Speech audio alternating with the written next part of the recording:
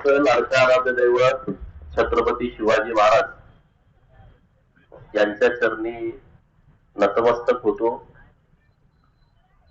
धर्मवीर छत्रपती संभाजी महाराज, पुण्यश्लोक अहिल्यादेवी, महात्मा ज्योतिबा फुले, सावित्रीबाई फुले, विश्वरत्न महामानव डॉक्टर बाबासाहेब आंबेडकर, लोकशाहीर अण्णाभाऊ साठे, नरवीरराजे उमाजी नाईक यांच्या पवित्र स्मृतीस विनम्र अभिवादन करतो. आज आटपाडीमध्ये एकदम अचानक हा कार्यक्रम ठरलाय. मला वाटतं नगरपंचायत मध्ये जायचंय, त्यांच्याकडून हार घ्यायचा आणि जायचं, परंतु सकाळी युती सर आले होते, म्हणजे आता सत्कार घ्यायचा आहे, डॉक्टर साहेब पण होते, तर मी म्हटलं ठीक आहे संध्याकाळी 7ला येतोय. परंतु असं भव्य दिव्य सर्व सहकारी मित्रांना एकत्रित करून कार्यक्रम असेल असं मला काही अपेक्षित नव्हतं, परंतु हा इतका भव्य दिव्य देखणा कार्यक्रम आयोजित केलाय. या कार्यक्रमाच्या निमित्तानं उपस्थित आपल्या सर्वांचे ज्येष्ठ नेते, आटपाडी ग्रामपंचायतचे माजी सरपंच माननीय शिवाजीराव तात्या पाटील, या नगरपंचायतचे पहिले जनतेतून निवडून आलेले आपल्या सर्वांच्या हक्काचे नगराध्यक्ष माननीय युटी जाधव सर, उपनगराध्यक्ष ज्यांच्या सौभाग्यवती आहेत ते माननीय मनोजदादा पाटील, गट नेते, युवा नेते माननीय ऋषीभैया देशमुख, माननीय महेश दादा देशमुख, माननीय डॉक्टर जयंत पाटील साहेब नगरसेवक, माननीय राधिकाताई दौंडे नगरसेविका, माननीय मनीषाताई पाटील नगरसेविका, माननीय तालुक्याचे अध्यक्ष दादासाहेब उबाले, माननीय विनायक काका, माननीय नवीन सदस्य म्हणून निवडून आलेले पंचायत समितीचे जयवंतभाऊ सरगर, दुसरे पंचायत समितीचे सदस्य माननीय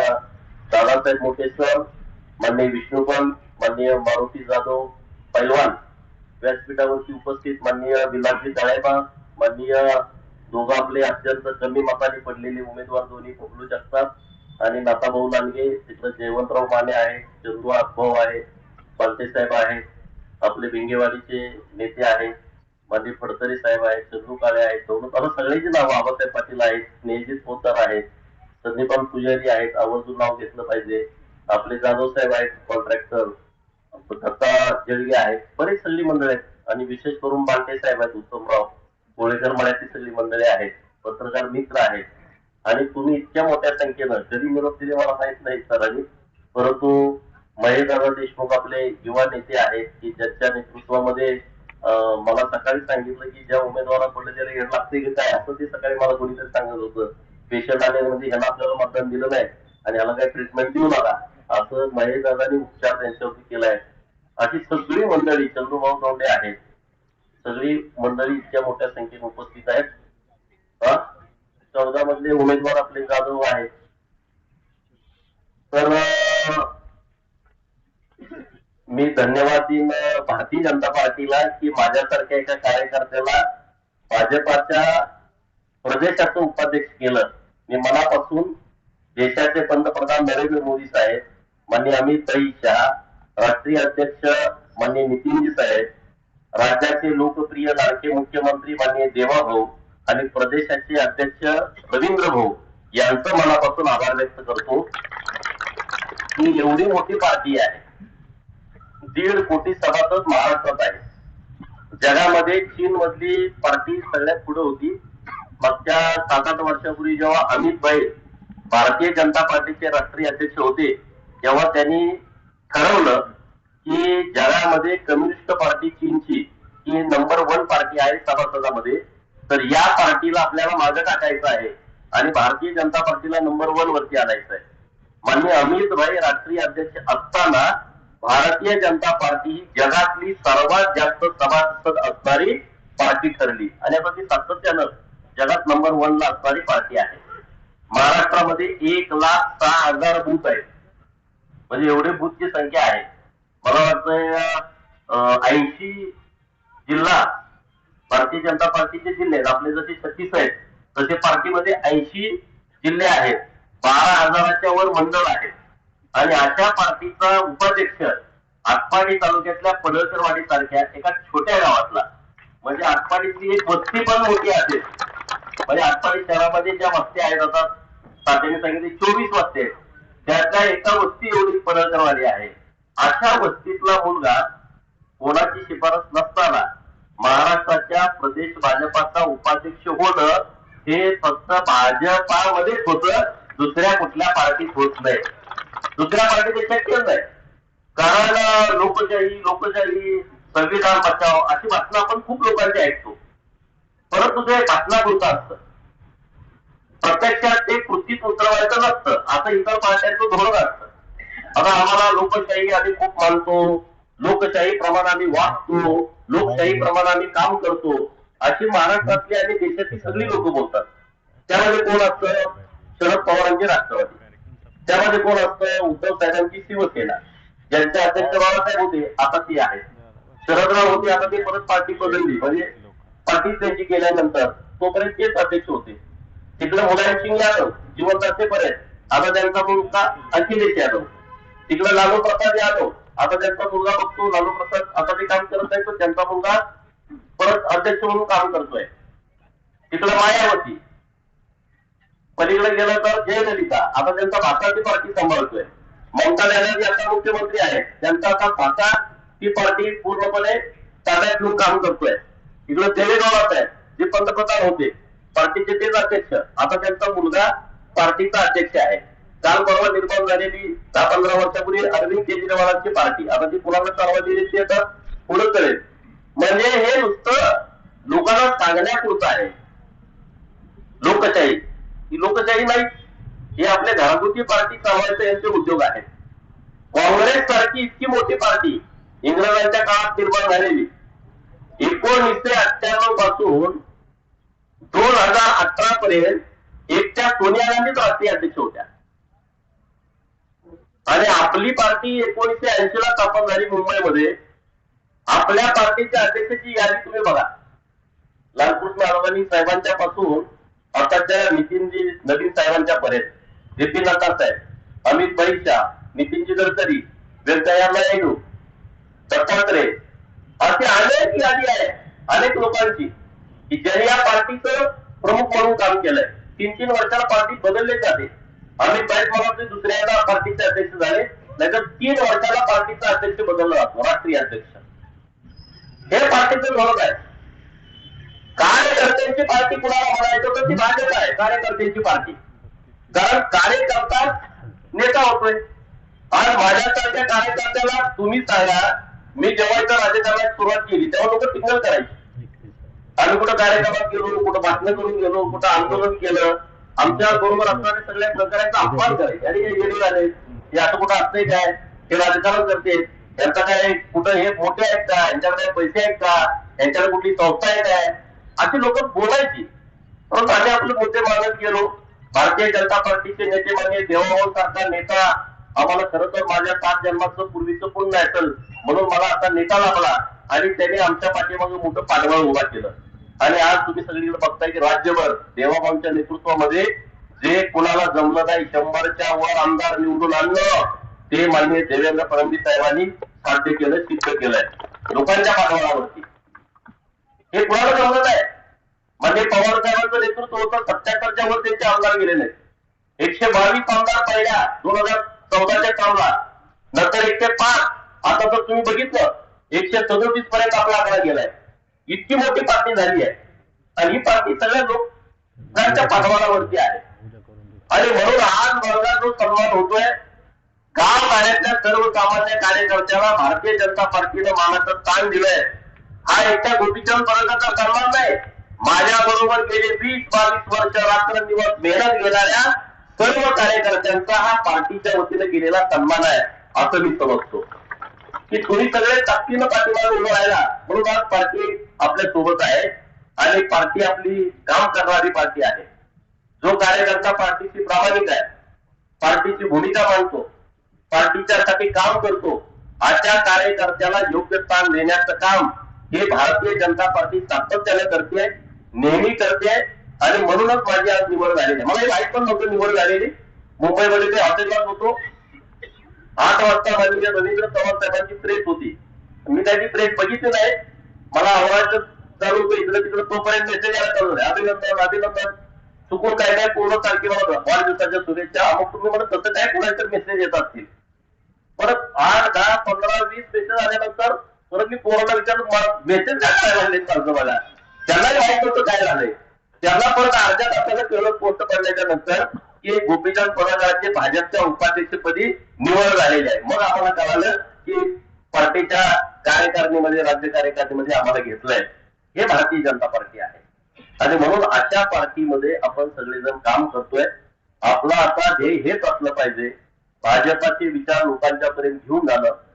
भारतीय जनता पार्टीचं नेतृत्व काय काम करते, केंद्राचं राज्याचं नेतृत्व काय काम करतंय हे लोकांच्या पर्यंत पोहोचवणं, केंद्र सरकार आणि राज्य सरकारच्या योजनांचा व्यवस्थितपणे अभ्यास करणं आणि त्या योजनांचा लोकांना फायदा कसा होईल गरीब याच्यासाठी आपण प्रयत्न करणं आणि त्याची काळजी घेणं ही आपल्या सर्वांची आता जबाबदारी आहे.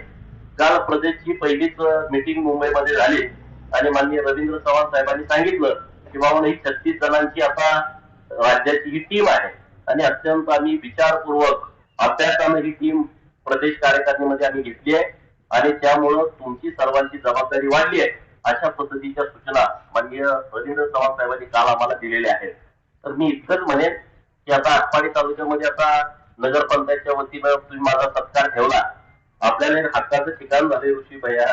नाहीतर आटपाडी यायचं म्हणजे कुठं तिकडे गेस्ट हाऊस, नाहीतर ह्या हॉटेलला चहा पी त्या हॉटेलला चहा पी ह्याच्या पलीकडे कुठं जातात येत नव्हतं. आता आपलं हक्काचं आटपाडी शहरातल्या लोकांनी अत्यंत विश्वासानं या नगरपंचायतची सत्ता तुमच्या ताब्यात दिलेली आहे आणि तुम्ही सगळे एकदम यंग टीम आहात आणि तुम्हाला सगळ्यांची भावना हीच आहे की काहीतरी या शहरासाठी झालं पाहिजे. नाही तर वैयक्तिक कुणाचाच हेतू नाही.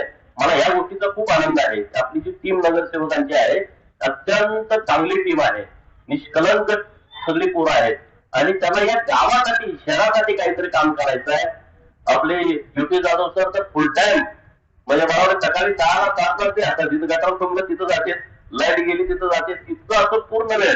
आणि आनंदराव बापूंचे चिरंजीव एकदम लोकांना सगळ्यांना ते अजातशत्रू आहेत, नावालाच पाटील आहेत, तुम्ही इतके अजातशत्रू आहेत, इतके लोकांच्या मध्ये मिसळत आहेत.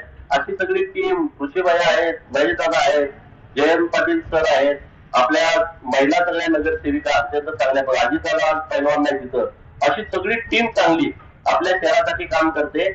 आणि आता युटी जाधव सरांनी सांगितलं की आम्ही या निवडणुकीमध्ये हे सांगितलं होतं, होय आम्ही शहरातल्या लोकांना शब्द दिलाय आणि तो आम्ही पूर्ण करणार आहे. कुठल्याही शब्दामध्ये आम्ही कमी पडणार नाही.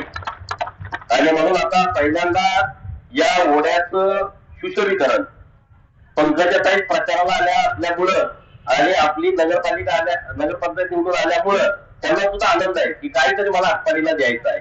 नंबर 1. नंबर 2, आम्ही तलावाचा परिसर दाखवला. आमची मुंबईची टीम आली होती, त्यांचा आता आराखडा बनवायचं काम सुरू आहे. पुढच्या 15-20 दिवसामध्ये तो आराखडा होईल. 5-50 कोटीचा तर तो नक्की होईल. त्यामुळे इतर लोकांना पण आम्हाला जाहीर करायला काही हरकत नाही.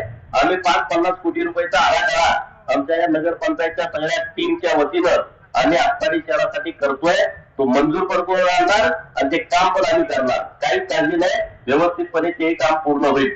दुसरा महत्वाचा विषय आता युटी जाधव सरांनी आणि आमच्या सगळ्या टीमनी हातामध्ये घेतलाय.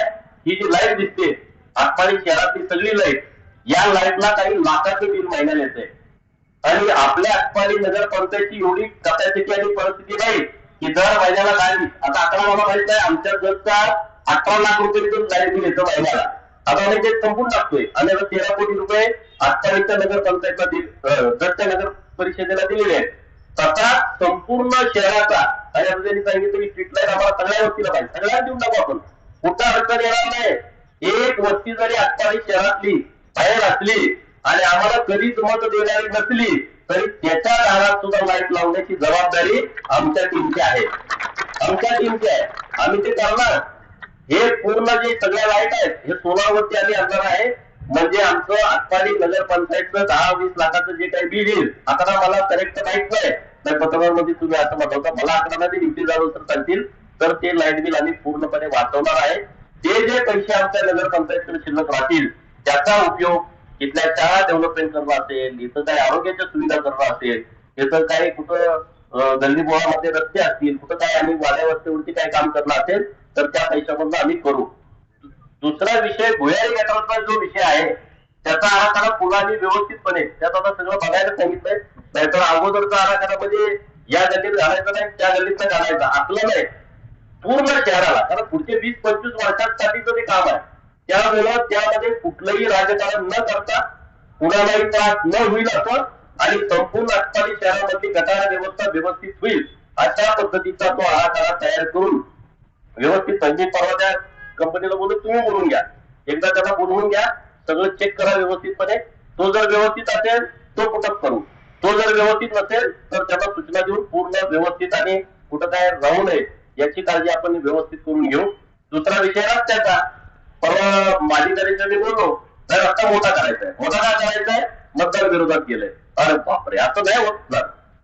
एखादा तुमच्या पार्टीचा जरी माणूस विरोधाचा असला आणि त्याचं रस्त्यात घर पडत असलं आम्ही त्या बाबीच्या विरोधात आहे. कोणाचं घर पाडणं हे आमचं काम नाही, घर बसवणं हे आमचं काम आहे.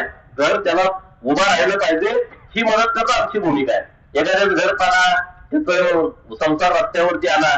तुम्ही शेतकऱ्यात बघितलं या हायवेला जाताना काही घरं पाडली, मी त्यावर विरोध करत होतो. घरं पाडू नका, हायवेचं राजकारण केलं.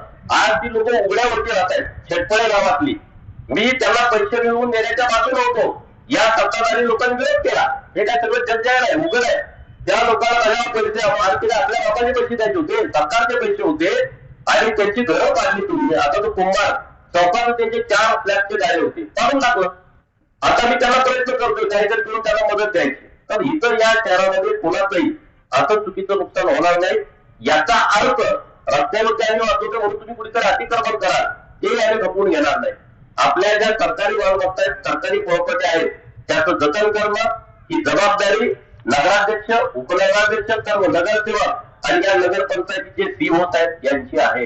कारण सरकारी मालमत्ता आहे त्यामध्ये कुठे अतिक्रमण करू नये याची काळजी पण आपण सगळेजण घेणार आहोत. त्यामुळं आता निवडणुका झाल्याच्या नंतर परत लगेच झडपीची आचारसंहिता लागली, झडपीची निवडणूक झाली आणि आता मग काम करायला आता वाव मिळेल. आता 6 तारखेला बजेट आहे, आर्थिक जे सगळी परिस्थिती आपल्या समोर आल्याच्या नंतर आटपाडी शहरासाठी चांगला निधी माननीय मुख्यमंत्री महोदयांच्याकडून मिळावा यासाठी आपण पण सगळी टीम घेऊन एकदा बापूसाहेब, मी आणि तुम्ही सगळेजण आपण भेटू. तुमच्याही काही मागण्या असतील तर त्या तयार करून ठेवा आणि तशी मागणी माननीय मुख्यमंत्री महोदयांना भेटू, माननीय उपमुख्यमंत्री एकनाथ शिंदे साहेबांना आपण भेटू आणि दोघांच्याकडून आपल्या शहरासाठी लागणारा निधी आपण नक्की उपलब्ध करून घेऊ. हा शब्द मी तुम्हाला या कार्यक्रमाच्या निमित्तानं देतो. तुम्ही माझा मान सन्मान सत्कार केला त्याबद्दल मी तुमचं मनापासून आभार व्यक्त करतो. परंतु पार्टीचं काम करण्याची मला संधी मिळाली आहे तर नक्की मी त्या संधीचं सोनं करणार आहे. पार्टी तळागाळात जावी, बहुजनांच्या मध्ये जावी, छोट्या छोट्या समाजापर्यंत पोहोचावी, छोट्या छोट्या समाजाच्या पोरांना सुद्धा पार्टीमध्ये पदं मिळावी. माझी भूमिका ती आहे. मी परवा पण जाऊन बोललो, आता तुम्ही पंचायत समितीला सदस्य घेणार आहे, जिल्हा परिषदला स्वीकृत सदस्य घेणार असाल तर त्या लोकांना सुद्धा संधी द्या की ज्यांना जिल्हा परिषदला आयुष्यात तिकीटच मिळालं नाही. त्या लोकांना तुम्ही संधी द्या की ज्यांना कधी पंचायत समितीचं तिकीटच मिळालं नाही. आणि नक्की मी मागणी करतोय त्याचा पाठपुरावा पण करेल आणि आता निर्णय आमच्या माननीय मुख्यमंत्री महोदयांच्याकडून आणि प्रदेशाच्या अध्यक्षांच्याकडून आम्ही करून घेऊ. हे सगळ्याच पार्ट्यांनी केलं पाहिजे, सगळ्याच पार्ट्यांनी केलं पाहिजे.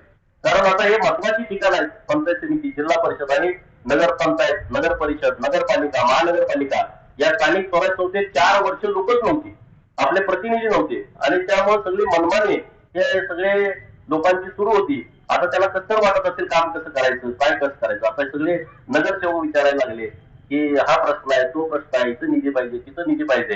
तर आटपाडीचा चेहरा मोहरा बदलण्याच्या दृष्टिकोनातून आपल्याला खूप मेहनत घ्यावी लागणार आहे.